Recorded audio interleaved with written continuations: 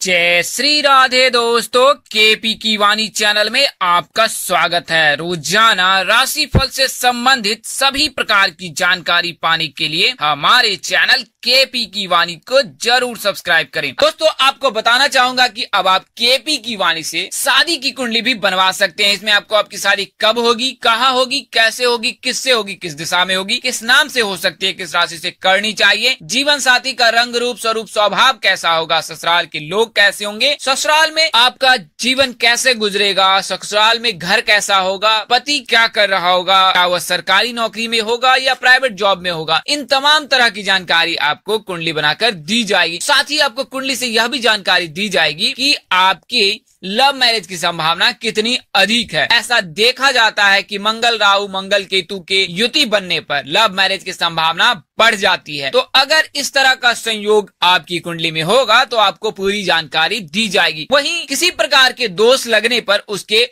उपाय भी बताए जाएंगे और यह उपाय बेहद ही सरल बताए जाते हैं। इसके लिए आप 8521835670 पर व्हाट्सएप मैसेज अथवा फोन कर संपर्क कर सकते हैं। नंबर एक बार और दोहरा देता हूँ, 8521835670। अगर जल्दबाजी में नंबर निकल गया है तो आप स्क्रॉल करके नीचे आए और डिस्क्रिप्शन बॉक्स में आराम से नंबर नोट कर सकते हैं। संचार के सभी माध्यमों से आप केपी की वाणी से जुड़ सकते हैं। अगर आप कॉन्फिडेंशियल रहना चाहते हैं या चाहती हैं, अगर आप चाहते हो कि आप अपना नंबर शेयर ना करें तो आप kpkiwani@gmail.com पर मेल के जरिए भी संपर्क कर सकते हैं। अन्यथा आप kpkiwani.blogspot.com पर विजिट करें और वहां आप कुंडली से संबंधित जानकारी प्राप्त कर सकते हैं। आपको बताना चाहूंगा कि जिन जातकों की शादी तय हो चुकी है वे अपनी कुंडली मिलान अवश्य ही करा ले।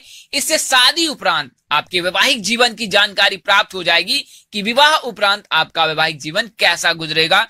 नारी दोष, भकुर दोष और मांगलिक बलि होने पर शादी नहीं करनी चाहिए। शास्त्रों में निहित है कि भकुर दोष अगर लग जाए तो फिर संतान प्राप्ति नहीं हो पाती है। यानी कि अगर भकुर दोष 6-8 का लगता है या 9-5 का लगता है या 12-2 का लगता है तो ऐसी स्थिति में किसी प्रकार की समस्या आपको विवाह उपरांत आ सकती है। नारी दोष लगने पर भी तलाक की बात हो सकती है। यानी कि अगर नारी दोष लग जाए तो शादी बिल्कुल ही ना करें। अगर करे भी तो उसके उपाय करने के बाद ही करें। शास्त्रों में उसके उपाय भी बताए गए। हालांकि यह दोष पूरी तरह से खत्म नहीं होता है, लेकिन इसके प्रभाव को कम किया जा सकता है। तो आप भकुर दोष के प्रभाव को कम कर सकते हैं, नारी दोष के प्रभाव को कम कर सकते हैं। मांगलिक बलि होने पर, मांगलिक होने पर जातक के आपको मांगलिक जातक से ही विवाह करना उचित माना जाता है। तो मांगलिक बलि जो है वो कुंडली में बताई नहीं जाती है। तो आप पहले जातक की कुंडली ज्ञात कर ले कि उस कुंडली में जातक मांगलिक तो नहीं है, इसके बाद ही मिलान करवाए। क्योंकि कुंडली मिलान में यह जानकारी नहीं मिलती है कि जातक मांगलिक है अथवा अमांगलिक है। तो अगर आप मांगलिक, नारी दोष और भकुर दोष से मुक्त हैं और दोनों आपका और आपके जीवन साथी का दोनों की कुंडली अगर इन चीजों से मुक्त है तो विवाह आप कर सकते हैं। इसके लिए आप अपने नजदीक के किसी प्रकांड पंडित अथवा ज्योतिष से संपर्क कर सकते हैं। अन्यथा केपी की वाणी से संपर्क कर आप कुंडली मिलान करवा सकते हैं, कुंडली बनवा सकते हैं। इसके लिए मामूली फीस ली जाती है। दोस्तों, आज की वीडियो में मैं आपको उन नामों के बारे में बताने जा रहा हूँ जिनकी शादी 20 नवंबर के दिन निश्चित ही हो जाएगी। ज्योतिषों की माने तो 13 सितंबर से लेकर 20 नवंबर तक जो है गुरु यानी कि राशि स्वामी गुरु मकर राशि में रहेंगे। इसके बाद 20 नवंबर 2021 को गुरु जो है वो कुंभ राशि में प्रवेश कर जाएंगे। तो कुंभ राशि में प्रवेश करने से राशि परिवर्तन से कई जातकों को लाभ मिलने वाला है और यह लाभ सभी प्रकार के हो सकते हैं। इनमें विवाह भी शामिल है। यानी कि उन जातकों के लिए बेहद ही शुभ अवसर आ रहा है, शुभ मुहूर्त आ रहा है कि 20 नवंबर के दिन उनकी शादी अवश्य ही हो जाएगी। आइए इसके बारे में पूरी जानकारी प्राप्त कर लेते हैं। आगे बढ़ने से पहले उन जातकों को बताना चाहता हूँ कि जिनकी शादी में देर हो रही है, उनकी शादी में देर होने की क्या वजह हो सकती है और उसके निवारण क्या है। तो कई प्रकार से ज्योतिष गणना की जाती है जिसमें यह बताया जाता है कि शादी में बाधा क्यों आ रही है। तो अगर सप्तम भाव में बुध और शुक्र की युति लग जाती है तो ऐसी स्थिति में क्या होता है कि शादी देर से होती है या आधी अवस्था में होती है। यानी कि अगर 30 से 35 साल के बीच में अगर आपकी आयु है तो 35 साल या उसके बाद भी शादी हो सकती है। ऐसा तब होता है जब बुध और शुक्र की युति लग रहा हो सप्तम भाव में। इसके अलावा द्वादश भाव में अगर गुरु उपस्थित है या उसकी दृष्टि है तो आध्यात्मिकता के चलते भी जो है व्यक्ति की शादी में देर होती है। इसके अलावा अगर जातक की कुंडली में चतुर्थ भाव में, सप्तम भाव में, अष्टम भाव में, द्वादश भाव में मंगल का योग बन रहा है, यानी कि अगर जातक मांगलिक है तो मांगलिक रहने पर शादी बहुत देर से होती है। कई अवसर पे जातकों की शादी 37 वर्ष तक नहीं होती है। तो ज्योतिषों में ऐसा माना गया है कि मांगलिक रहने पर जातकों की अधिकतम आयु शादी की वो 37 वर्ष है। तो यानी कि अगर आपकी आयु 37 वर्ष के आसपास है और शादी नहीं हुई है तो आप विचलित ना हो, क्योंकि ऐसा है कि मंगल का प्रभाव जो है 37 वर्ष तक तो रहता ही है, यानी कि उसके बाद भी रहता है, किंतु शादी से संबंधित जो प्रकार की बाधाएं हैं वो स्वतः समाप्त हो जाती है। किंतु इस समय में भी यह ध्यान रखना चाहिए कि मांगलिक जातक से ही विवाह करें आप, उसके उपरांत ही आपका वैवाहिक जीवन शुभ और सुखमय गुजरेगा। अन्यथा अगर आप अमांगलिक जातक से विवाह करते हैं तो अगर 12वें भाव में मंगल प्रबल है या बली है तो आपके पार्टनर को स्वास्थ्य संबंधी परेशानी हो सकती है, उनकी आयु छीन हो सकती है।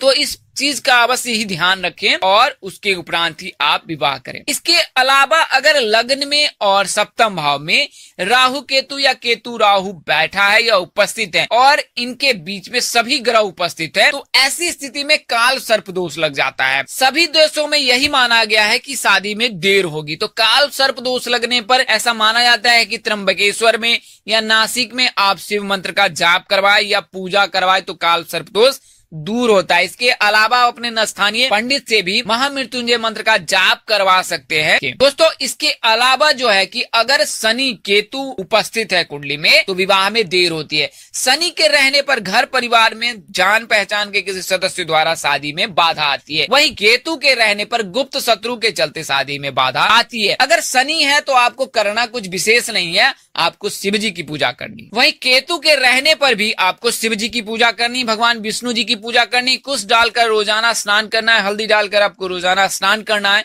ये सब सरल उपाय है। लड़कियां उत्तर पश्चिम दिशा में सिर रखकर सोएं और लड़के पूर्व दिशा में सिर रखकर सोएं। इससे जो है शादी में आ रही बाधाएं दूर होती है। तो आप इन उपायों को जरूर ही करें, अन्यथा आप अपनी कुंडली केपी की वाणी से जरूर दिखवा लें और जानकारी प्राप्त कर लें। तो आगे बढ़ते हैं और आगे आपको उन नामों के बारे में बताते हैं जिनकी शादी के योग 20 नवंबर के दिन प्रबल है, यानी कि उस दिन शादी हो ही जाएगी। पहला नाम अक्षर जो है वो एस से है। तो एस यानी कि कुंभ राशि। कुंभ राशि के जो राशि स्वामी है वो शनिदेव है और इनके आराध्य देव भगवान शिव जी हैं, यानी कि शिव जी और शनिदेव की विशेष कृपा कुंभ राशि के जातकों पर बरसती है। तो गुरु के कुंभ राशि में प्रवेश करने से, जैसा कि आपको पता है कि 15 नवंबर को देव उठान एकादशी है और उस दिन से विवाह मुहूर्त का शंखनाद हो रहा है, तो उस दिन से ही विवाह मुहूर्त शुरू हो रहे हैं। इसके 5 दिन बाद यानी कि 20 नवंबर के दिन गुरु भी जो है वो कुंभ राशि में प्रवेश कर रहा है। इससे उनके मित्र राशि के जातकों के शादी के प्रबल योग बन रहे हैं। वहीं उन नामों के भी शादी के योग बन रहे हैं जो उस राशि से संबंधित हैं। एस अक्षर के जातकों के शादी होने की संभावना 101% है, कोई रोक नहीं पाएगा। अगर आप लव मैरिज भी करना चाहते तो आप अपने माता पिता से खुलकर बात करें, अपने जो पार्टनर है उनको भी खुलकर कहें कि आप अपने माता पिता से बात करो, एक दूसरे के माता पिता से मिले और अपने शादी से संबंधित जानकारी जो उन्हें दे। यकीन माने कि कुंभ राशि के जातकों को इस साल 20 नवंबर के दिन आपके शादी के योग निश्चित ही बन जाएंगे। लड़कियां इस चीज का ध्यान रखें कि जब भी इस तरह की बात हो उस दिन बाल खुले रखें, पीले, मैरून या लाल रंग के कपड़े पहने और लड़के इस दिन सफेद कपड़े पहने तो ज्यादा ही उत्तम होगा। शुक्र को मानकर, साक्षी मानकर, शिव जी को आराध्य देव मानकर और उनका स्मरण कर अगर आप इन चीजों को अपने माता पिता के समक्ष रखते हैं तो यकीन माने कि आपका काम बन जाएगा। किस नाम से प्रस्ताव आ सकता है? तो PRA नाम से शादी होने की संभावना अधिक है, यानी कि PRA नाम के जातकों से आपके 20 नवंबर के दिन शादी होने की पूरी संभावना है। अगला जो नाम अक्षर है वो भ से शुरू होता है। भ यानी कि धनु राशि। तो धनु राशि के जो राशि स्वामी है वो गुरु हैं और इनके आराध्य देव भगवान विष्णु जी है जो कि विवाह के कारक माने जाते हैं। ऐसा बताया जाता है कि भगवान विष्णु की कृपा से ही व्यक्ति का विवाह संपन्न होता है, तो इस चीज का अवश्य ही ध्यान रखें। तो गुरु के कुंभ राशि में प्रवेश करने से कुंभ राशि के जो मित्र राशि हैं धनु, उनका जातक का जो नाम है वो भौ से शुरू होता है। तो भौ नाम के अक्षरों के शादी होने की संभावना 20 नवंबर के दिन 100% बन रही है। गुरु के तीसरे भाव में प्रवेश के कारण वैवाहिक जीवन की समस्याओं का समाधान हो रहा है धनु राशि के जातकों के। इससे शादी के योग बन रहे हैं। भगवान गणेश जी की अगर आप पूजा अर्चना करते हैं, उपासना करते हैं, तो शादी की संभावना बढ़ जाएगी। अगला नाम अक्षर वो है, वो दौ से शुरू होता है।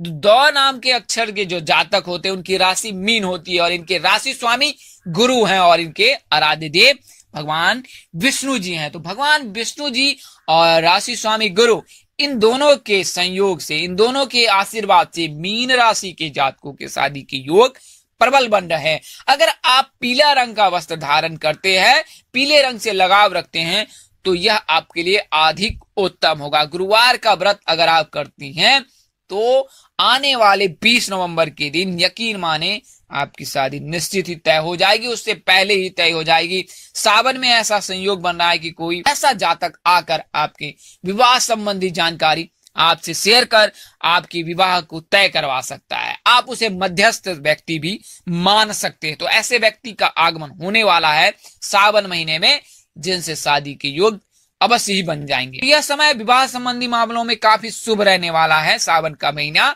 और इसी शुभ के चलते आपकी शादी होने की संभावना नवंबर में प्रबल है।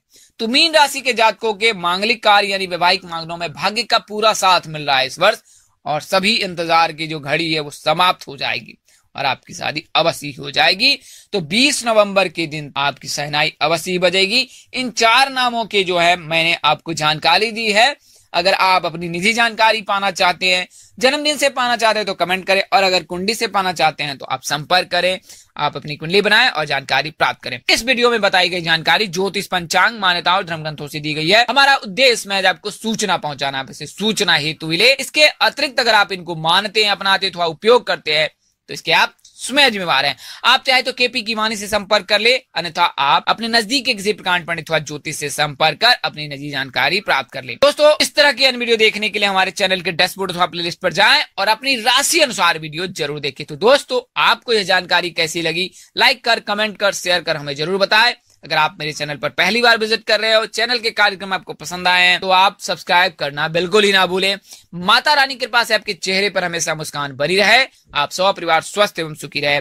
आप सभी के प्यार और स्नेह के लिए आप सबको हृदय से धन्यवाद करता हूं। आप लोग इसी तरह हमारे साथ जुड़े रहे, इन्हीं शुभकामनाओं के साथ आपसे विदा लेता हूं। नमस्कार, जय श्री राम दोस्तों, जय श्री कृष्णा, जय माता दी, जय वाहिगुरु।